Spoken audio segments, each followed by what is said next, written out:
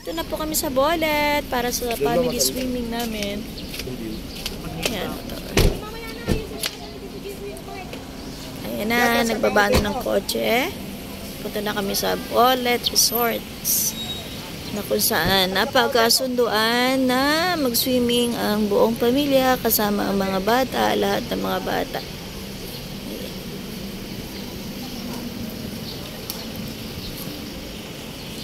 Excited na mga kids.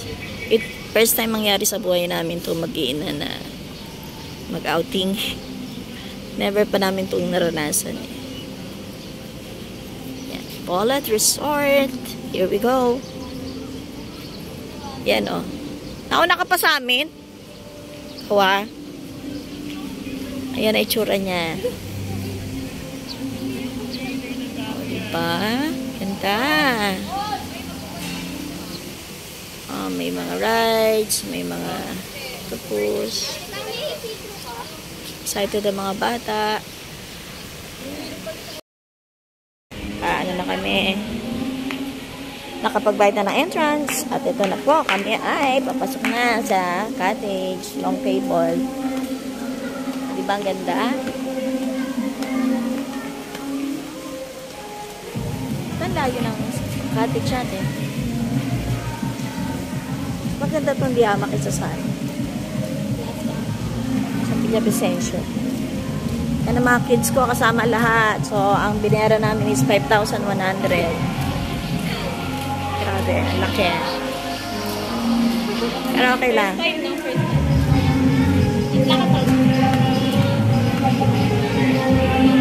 Ayan, ang view. Ang ganda. Ito dapat maganda. Ang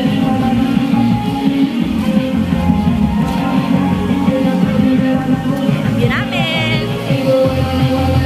Social. Meron pa doon? Wala na.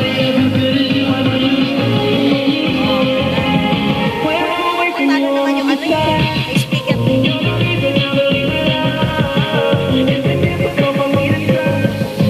Yan ang mga ano, mga cottage sa taas.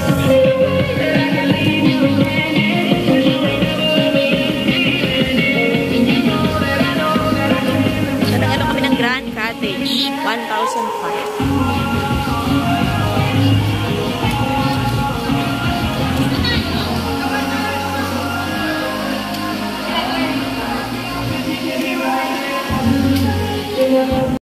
Swimming ng apo ko, si Kai. Smile.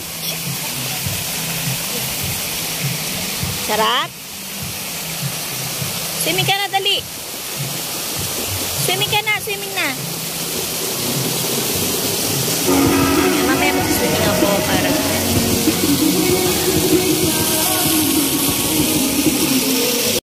Ayan, nakakatuwa makita ang aking mga anak na nag-enjoy sa pag-swimming. Ayun si Carmela. Kaso ako hindi ako makapag-enjoy. Takot po ako sa water. Hindi lang ako marunong mag-swimming talaga. Kaya, tingin-tingin lang ako sa kanila.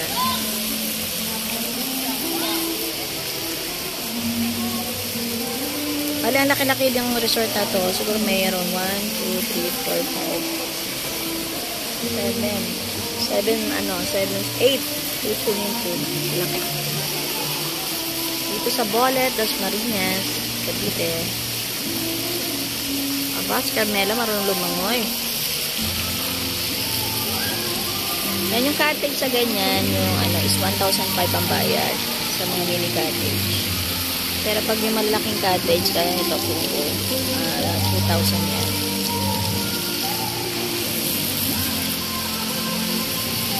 Yun lang, share ko lang.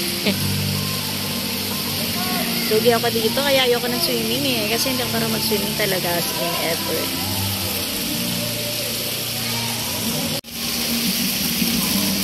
Yan na si King at ang kanyang anak. Magpapadulas.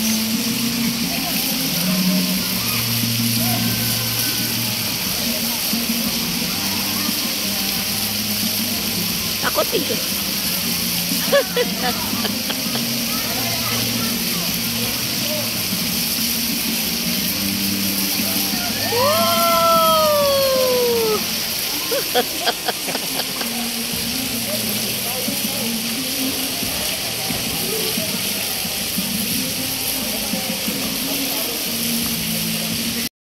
masaya na ako na nandito lang ako sa kids pool para hindi ako ginawin.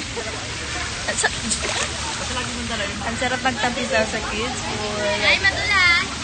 Oh, para akong si Rena. Andiyan ang aking mga anak. Naliligo.